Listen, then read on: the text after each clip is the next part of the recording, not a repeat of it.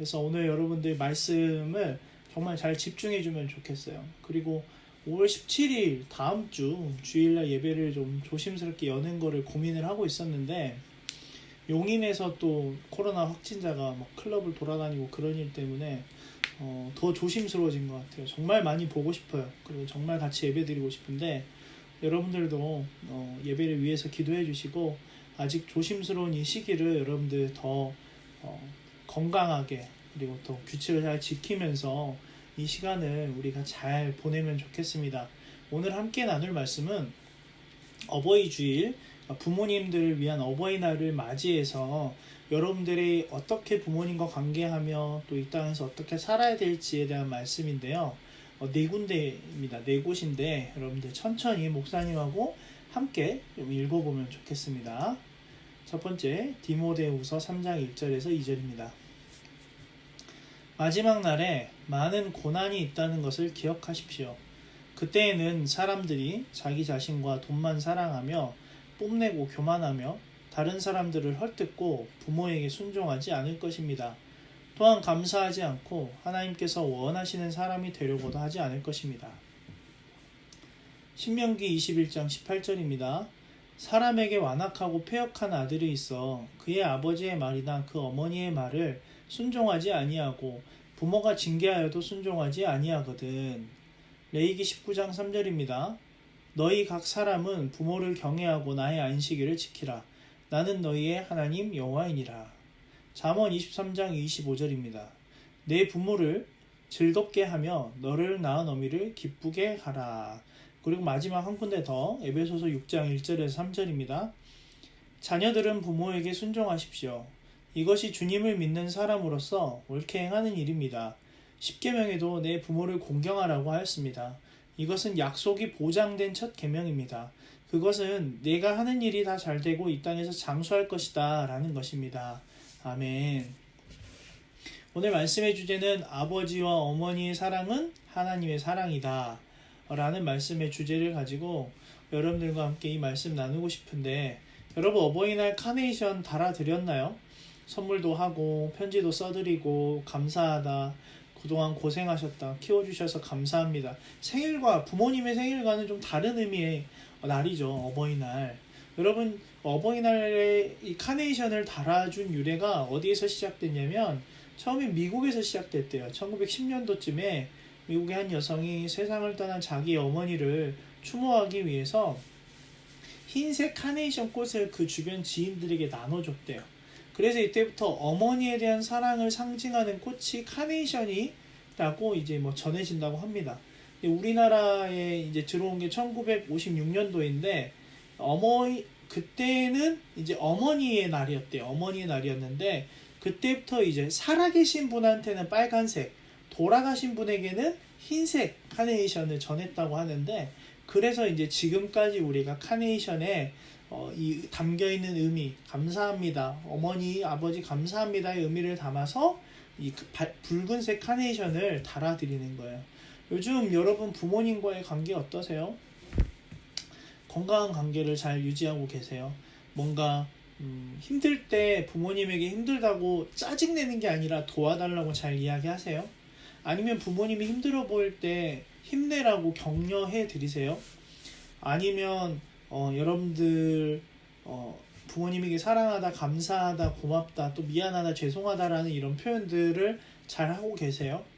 좀 쉽지 않을 수 있어요. 잘하는 친구들이 있을 수 있는데 또 반대로 쉽지 않을 수도 있어요. 우리나라가 체면 문화, 유교 문화라고 하죠. 그런 것들이 강하다 보니까 뭔가 자신의 감정을 솔직하게 표현하는 것들이 오히려 나쁜 거다라는 인식이 많이 있었어요. 지금은 좀 많이 좋아지고 오히려 좋은 표현을 하는 것들을 권장하기도 하지만, 사실 이게 이제 우리 부모님 세대는 옛날 사람이잖아요. 저도 마찬가지지만, 그러다 보니까 그게 어려운 분들이에요. 그런 부분으로 인해서 우리 가족들, 우리 가정이 뭔가 그런 감정 표현하는 게 어려울 수도 있어요. 부모님끼리도 그렇고. 근데 그런 삶 가운데서 그런 하나님이 이렇든 저렇든 여기에서 전제는 부모님이 나에게 온전히 잘해주지 못하고 나에게 상처를 주는 조심스러운 표현이지만 나쁜 부모님일지라도 하나님은 일관되게 우리에게 구약부터 신약 성경까지 또 예수님을 통해서도 계속해서 한 맥락으로 말씀하세요. 어떻게 부모님을 대해야 되는지, 부모님이 나에게 어떻게 하든지가 전제가 아니에요. 하나님은 우리에게 동일하게 이야기하세요. 부모님을 공경하라고. 그럼 공경의 의미가 뭐냐면 공손히 섬긴다라는 뜻이에요. 존경심을 가지고 예의를 갖추고 남을 높이고 자기를 낮추는 자세를 말합니다. 부모님을 그렇게 공경하는 것이에요. 부모님, 근데 이게 성경에서는 공경에 대해서 어떻게 표현이 쉽게 되냐면 순종이다라고 표현을 합니다. 우리가 읽은 디모데후서, 신명기, 레위기, 잠언, 에베소서 이 5군데의 말씀에 동일하게 반복되는 표현이 뭐냐면 공경과 순종이라는 표현이에요. 여러분, 우리가 읽은 디모데후서 3장 1절 2절 다시 읽어볼까요? 마지막 날에 많은 고난이 있다는 것을 기억하십시오. 그때 사람들이 자기 자신과 돈만 사랑하며 뽐내고 교만하며 다른 사람들을 헐뜯고 부모에게 순종하지 않을 것입니다. 또한 감사하지 않고 하나님께서 원하시는 사람이 되려고도 하지 않을 것입니다. 그러니까 마지막 날, 그러니까 점점 시간이 흐르면 흐를수록 예수님이 이 땅에 오시는 날이 가까워 갈수록 무슨 증상이 나타나냐? 자기 자신과 돈을 사랑해요. 뽐내고 교만해요. 다른 사람을 헐뜯고 부모님에게 순종하지 않고 감사하지 않고 하나님이 원하시는 사람이 되려고 하지 않는다라고 합니다. 이 모습이 우리에게도 있지 않는지 돌아보셔야 돼요. 특별히 내가 하나님에게 어떻게 대하는지 그리고 부모님에게 어떻게 대하는지 여러분 돌아보셔야 돼요. 이런 문제들이 있다면 이건 총체적인 난국이에요. 근데 사람들은 반대로 이야기를 하죠. 왜 나를 사랑하는 게 문제냐? 돈을 사랑하는 게 문제냐? 근데 왜 이런 것들이 문제일까? 자기를 사랑하는 거? 여러분, 나만 살아남으면 된다고 하면서 다른 사람을 짓밟고 올라가서니까 문제가 되는 거예요. 혈육인 부모가 어려움에 처해도 지나가는 사람이 어려움에 처해도 아무 상관없다. 이기적으로 행동하는 사람들, 나만 잘 되면 끝나는 이 시대, 나의 즐거움을 위해 남을 괴롭혀도 넘어가는 시대, 이런 게 문제예요. 사랑하는 여러분, 이런 상황과 형편 속에서 하나님이 우리에게 원하시는 건 뭐냐면 부모님을 공경하라. 돈을 사랑하지 말고 자기 자신만을 사랑하는 것이 아니라 비방하고 헐뜯고 하나님이 기뻐하시지 않는 삶이 아니라 부모님을 사랑하며 이런 것들을 잘 지켜가기를 원하는데, 여러분, 우리가 그 10계명 기억나요? 1계명에서 4계명은 하나님과의 관계, 6계명부터 10계명은 이웃과의 관계, 중간에 있었던 5계명, 부모님을 공경하라는 거. 여러분, 그 5계명이 중간에 있는 이유가 뭐라고 했죠, 목사님이?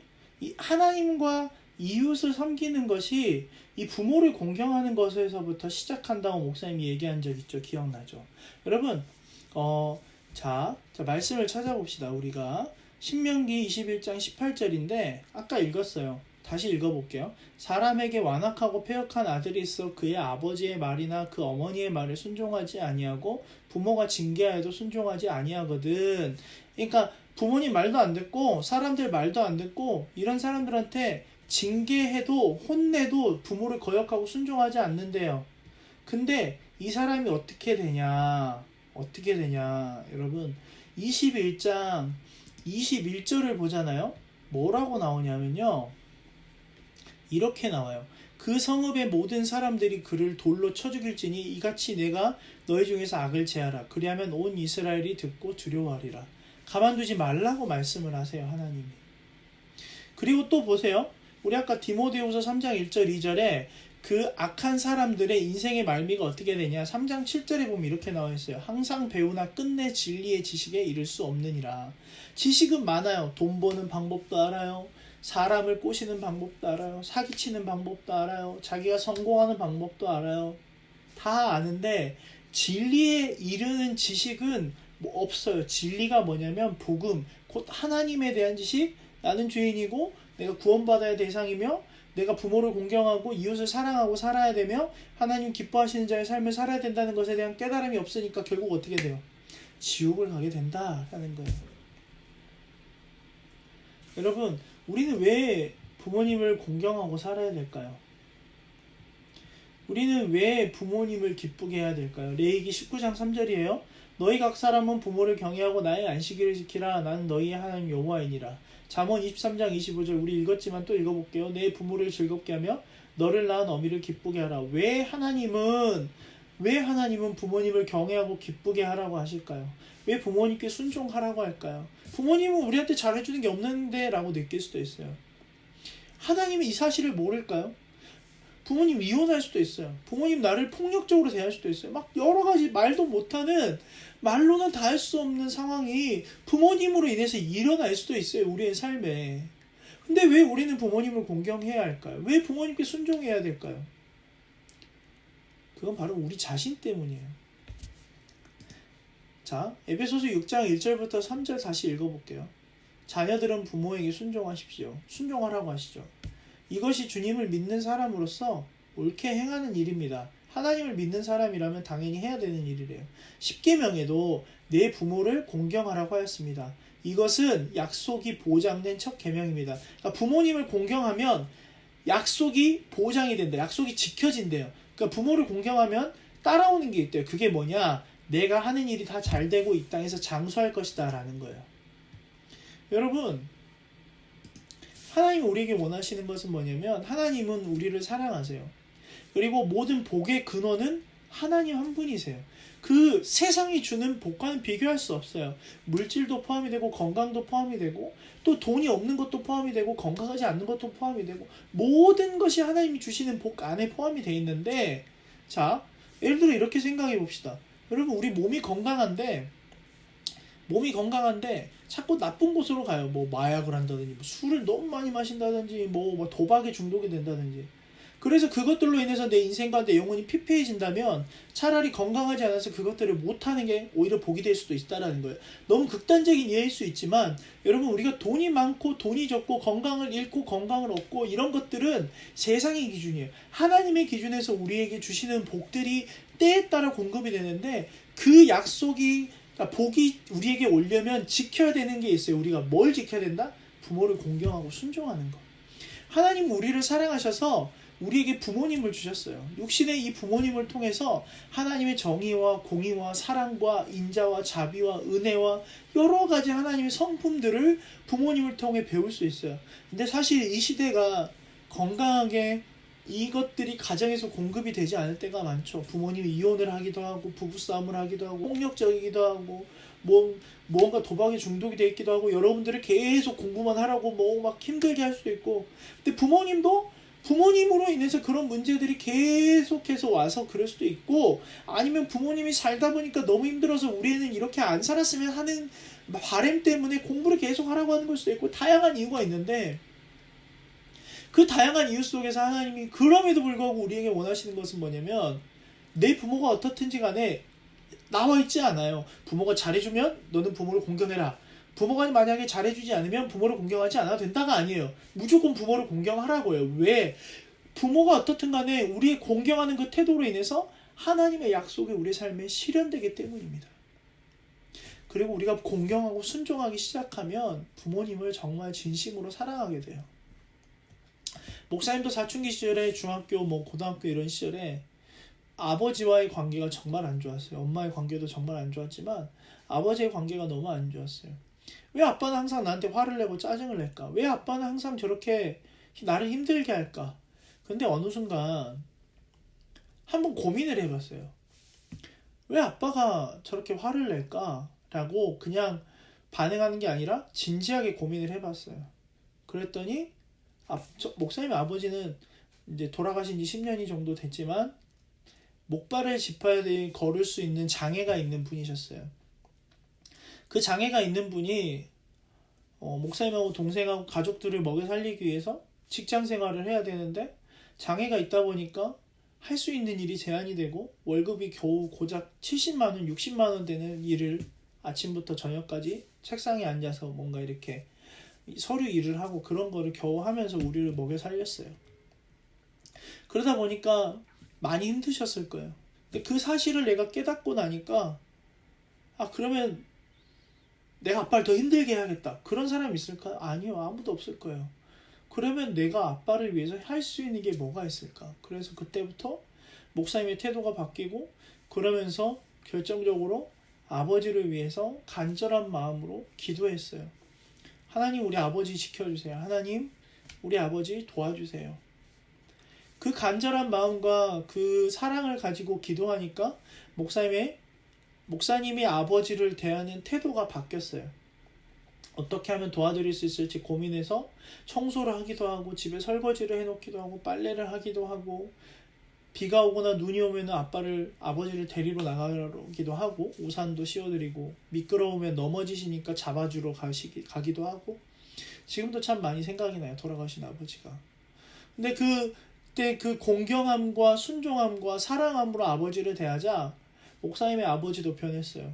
미안하다고 먼저 말하기도 하고 사랑한다고 문자도 보내주기도 하고 아버지 때문에 뭐 못난 아버지 만나서 너희가 고생이 많다라는 이야기도 해주시고 지금도 목사님의 기억에는 그래도 아버지와의 그 회복된 관계 하나님이 그 회복된 관계를 은혜를 주셔서 회복이 되고 그랬던 시간이 있었기 때문에 아버지가 돌아가셨지만 생각해보면 너무 좋았던 시간들과 추억들이 많아요. 물론 물질적으로 힘들었지만 그 시간이 목사님의 인생에는 복된 시간이었어요. 하나님 주신 복된 시간이었어요. 공경을 하니까 그 시간이 나에게는 물질적으로는 세상적으로 힘들지만 나에게는 복된 시간으로 돌아볼 수 있어요. 사랑하는 여러분, 이 시대가 참 어려워요. 여러분, 코로나 때문에 더 어려워졌어요. 부모님들은 더 어려운 시간을 보낼 수 있어요. 아마 보내시고 계실 거예요. 우리가 부모가 돼보지 않은 이상은 그 시간을 다 이해할 수 없어요. 그래서 때로는 부모님이 우리에게 상처를 줄 수도 있고 때로는 부모님이 우리를 힘들게 할 수도 있지만 여러분 왜 부모님이 그러시는지를 진심으로 고민해 보면 그 부모님의 삶이 조금은 보일 거예요. 그 조금 보이는 걸 가지고 기도해 드리세요. 그리고 진심으로 공경하고 사랑해 드리면 여러분들에게 하나님 복을 주시고 그 복을 통해서 여러분들이 부모님을 더 섬기고 하나님을 더욱 사랑하며 이웃을 섬기며 살아갈 때 우리 인생이 지금은 비록 답답하고 소망이 없는 것처럼 보일 수 있지만 아니요. 여러분 이 시간은 잠깐이에요. 우리 삶 가운데 하나님이 완성하시고자 하는 시간들이 우리에게 찾아와요. 그 시작의 열쇠가 어디냐? 첫 번째 우리의 몫은 부모님을 공경하는 것. 사랑하는 여러분, 그래서 부모님을 정말 진심으로 사랑하고 공경하고 순종하여서 여러분들의 인생에 하나님이 복 주시기에 합당한 사람, 그런 인생을 살아가는, 그리고 부모님을 더욱 사랑하고 가정 안에서 그 하나님의 복을 누리고 살아가는 저와 여러분 되기를 소망합니다. 우리 함께 찬양하고 기도할까요?